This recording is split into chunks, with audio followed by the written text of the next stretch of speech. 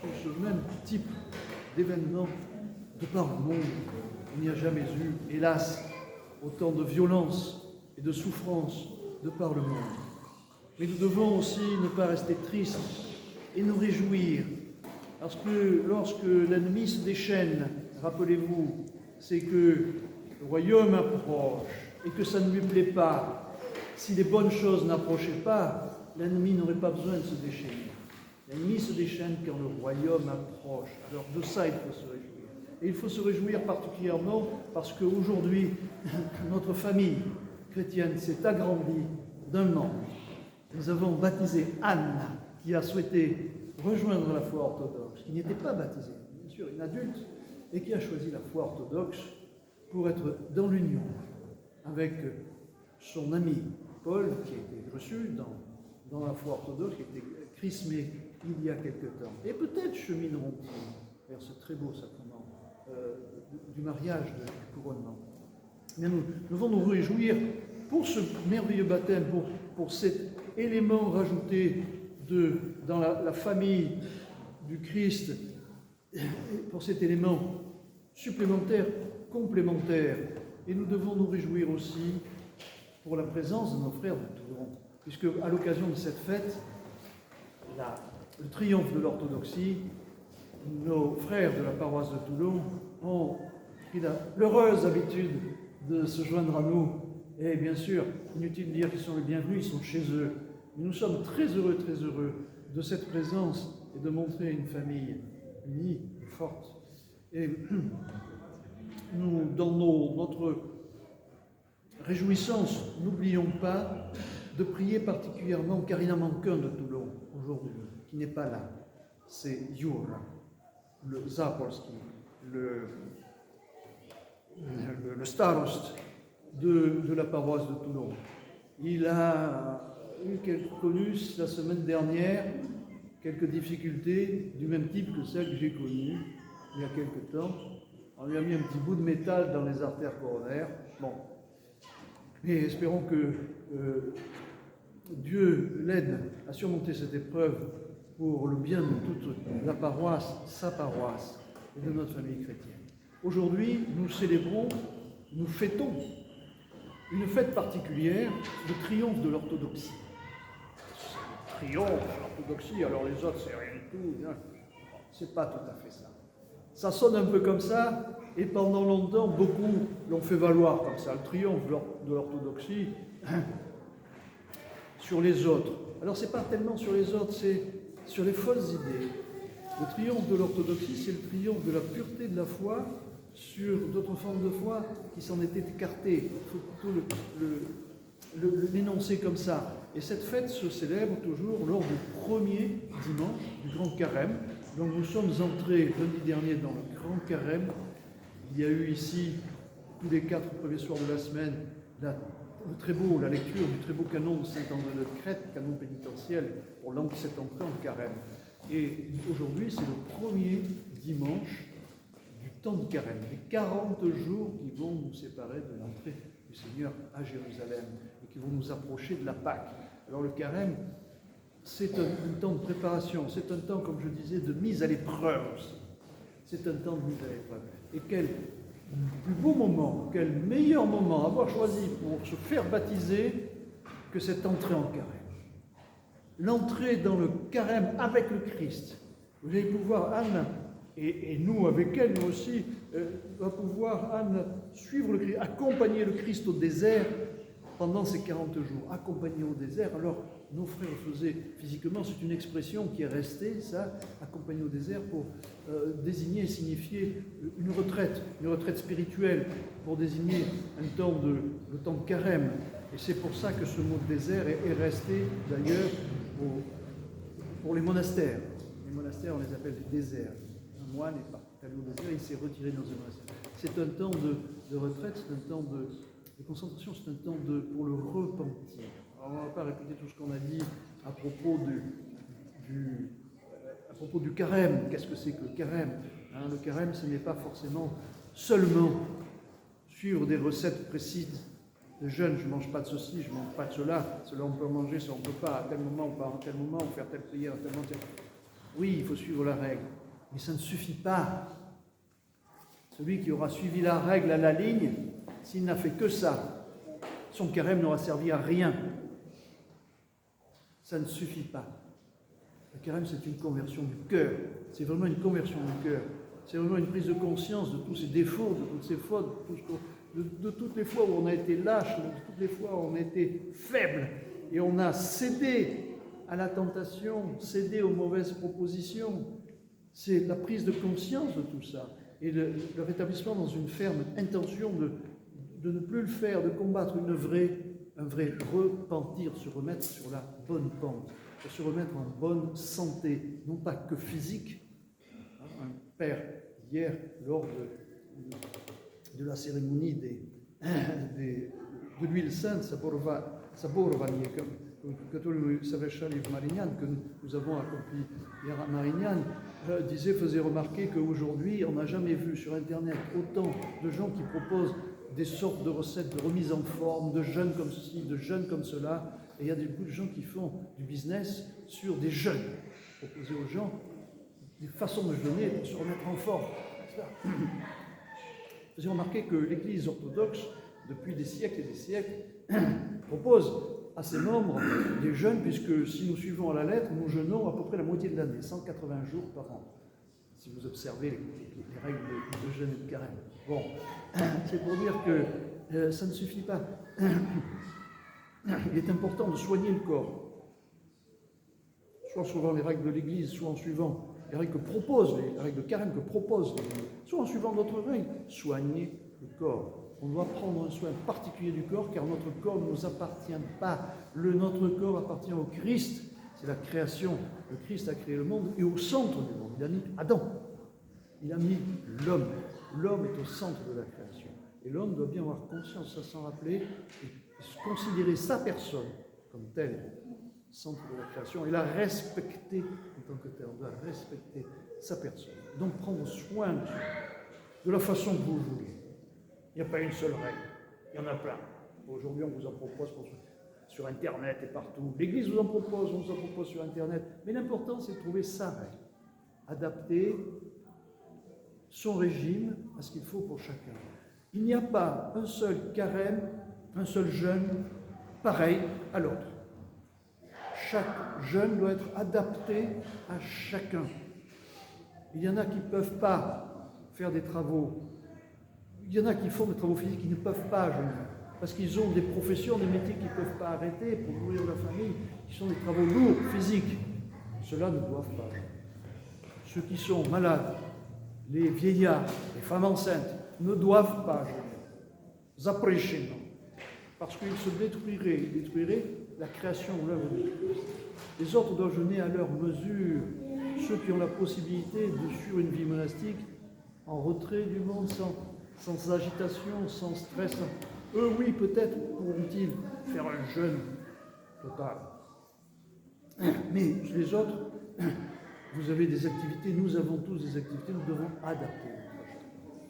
Et de la même façon que le tout petit œuf que Marie-Madeleine a pu apporter à l'empereur lorsqu'elle est venue le rencontrer, nous aurons, après la Pâque, la célébration de cette fête. Mais souvenez-vous que nul ne pouvait venir rencontrer l'empereur, le Tout-Puissant, sans apporter un cadeau.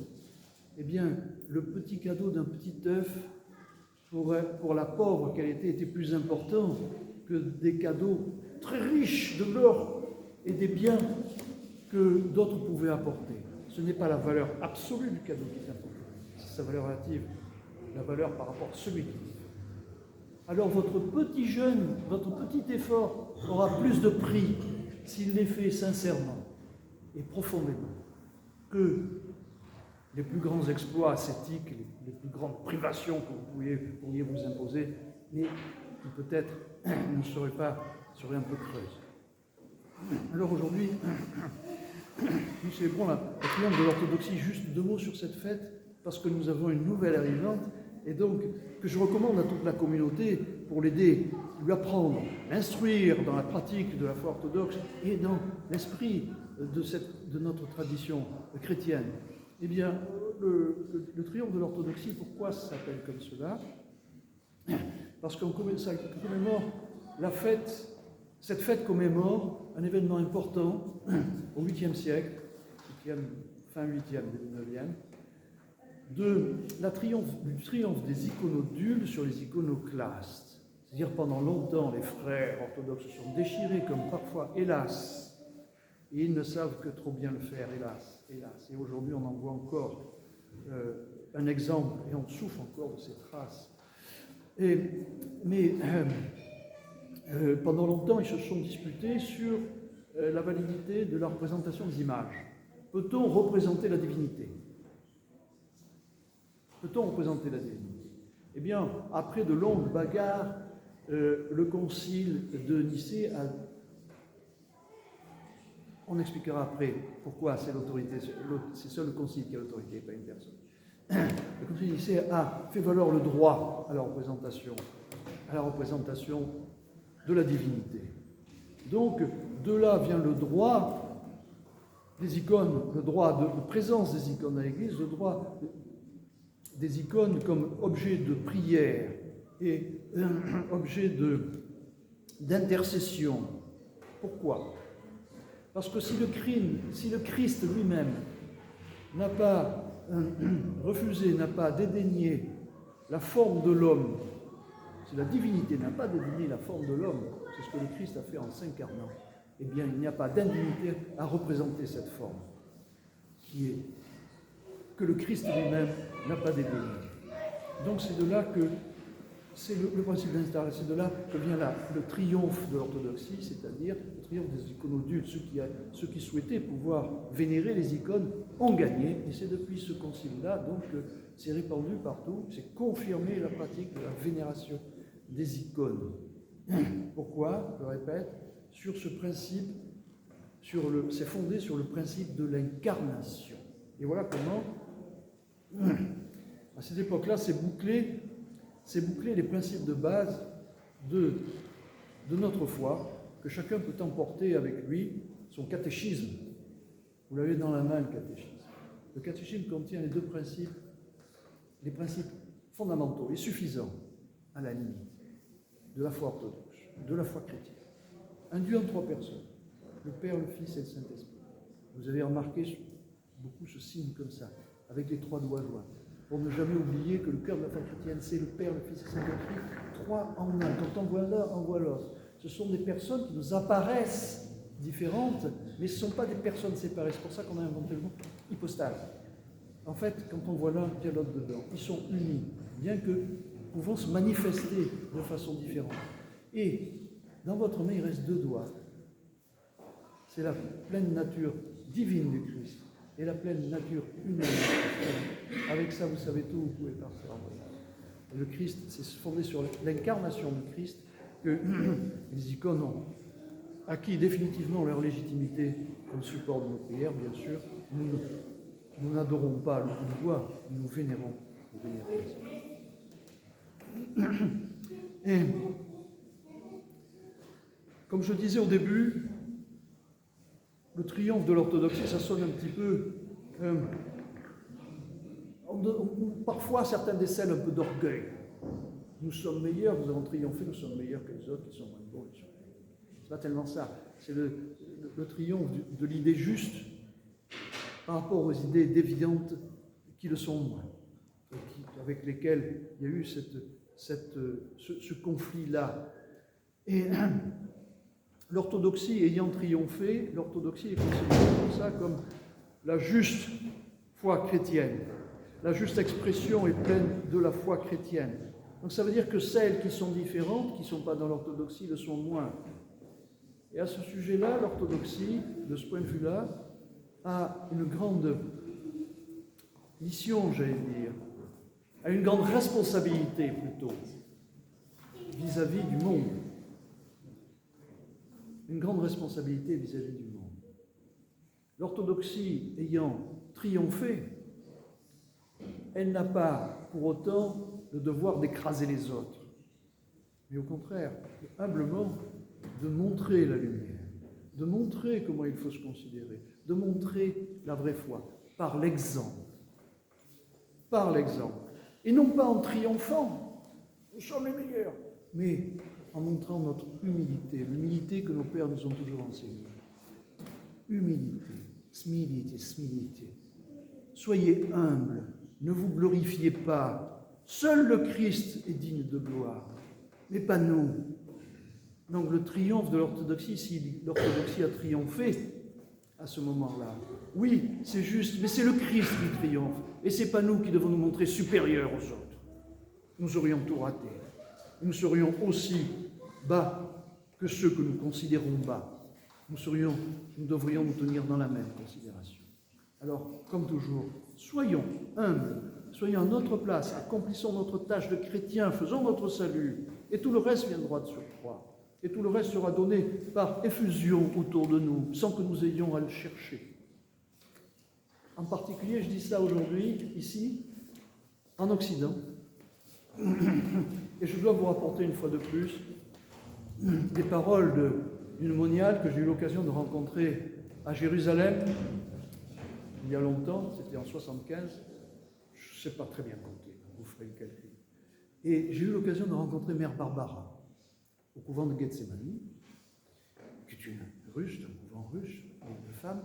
Et Mère Barbara était là pour raconter à tous les pèlerins qui venaient la voir, pour l'entendre, ce que son ses starts d'Optimopoustine lui avait demandé de raconter. Et elle, au début, ne voulait pas, elle disait non, moi je suis de noble lignée, je veux me battre contre l'Antéchrist. Elle pensait que la révolution de 17, c'était l'Antéchrist.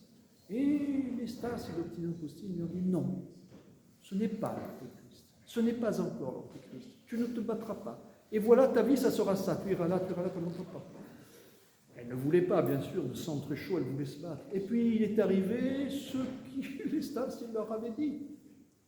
Elle est allée là, et lui avait dit, tu finiras ta vie à Jérusalem et tu raconteras tout ce que nous t'avons dit. Et il se trouve, vous savez, la vie nous conduit parfois comme la houlette du berger, hop, un petit coup par-ci, un petit coup par-ça, non, des événements de la vie, heureux ou malheureux, nous conduisent finalement là où nous devons être. Et elle s'est retrouvée à Jérusalem. Et elle nous a raconté, et j'ai entendu de sa bouche, témoignage de la Révolution de 17, le miracle de la porte Saint-Nicolas, sur la place rouge, etc., etc. Et en particulier, parmi tout ce qu'elle nous a dit, des prédictions, des annonces des stars d'Optimopoustine, ils ont dit notamment, à ce sujet d'aujourd'hui, que, bien sûr, la Russie sera rouge comme le sang des martyrs, le drapeau rouge, etc., mais qu'elle retrouvera la foi et que la foi réembraserait toute la Russie et que la vieille Europe, qui a perdu la foi, qui aura perdu la foi, disait-il en 17, retrouvera la foi. La vieille Europe, fille aînée de l'Église, la France, fille aînée de l'Église, la vieille Europe, retrouvera sa foi chrétienne grâce à l'orthodoxie. Grâce à l'orthodoxie. Alors ça nous donne envie de... Ça nous fait plutôt comprendre, peut-être, certains événements qui étaient assez incompréhensibles. Regardez, vous savez, le Seigneur, Dieu ne pense pas comme les hommes. Et parfois, au travers d'événements tragiques, il y a un autre but, finalement, heureux, derrière. L'émigration de 1920 a finalement envoyé dans le monde entier l'orthodoxie, sans se lancer, simplement. Et même, on peut dire aujourd'hui, les événements dramatiques qui se passent en Ukraine ont chassé d'Ukraine beaucoup d'orthodoxes, qui sont venus renforcer ces communautés orthodoxes. Peut-être, cela aussi fait-il partie des visées de Dieu qui sont tellement éloignées et qui dépassent tellement la façon de penser des hommes. Il faut, encore une fois, devant cela, rester humble et raison garder, et ne pas se dire ou penser que Dieu raisonne comme les hommes. Alors pour cette entrée en carême, quelle plus belle leçon que nous donnent nos saints-pères. Quelle plus belle leçon que nous donnent nos saints-pères au travers de cette fête, tout en nous disant, restez humbles, Soyez fiers, bien sûr, de votre foi, mais restez humbles. Et surtout, mettez en œuvre votre foi. En quoi consiste-t-elle notre foi? En quoi consiste-t-elle notre foi? Quel est le cœur de notre foi? C'est de nous aimer les uns les autres. Aimez-vous les uns les autres. Respectez-vous. Aimez même vos ennemis. Souvenez-vous, nous le répétons chaque fois et nous ne le répéterons jamais assez, tant c'est difficile. Tant c'est difficile. Souvenez-vous que c'est un impératif. Alors, le Christ ne nous dit pas, ça serait pas mal, ça serait sympa les gars, si on aimait nos ennemis, non, le monde serait meilleur. Non, c'est un impératif parce que c'est difficile. Donc le Christ nous l'ordonne pour nous aider à le faire. Donc, et si nous y parvenons, à ce moment, un flot de grâce se déverse autour de nous. Et nous serons les vecteurs de la grâce de Christ. Pas nous, mais toi, Seigneur. Seigneur, que ce ne soit pas ma volonté qui soit faite, mais ta volonté.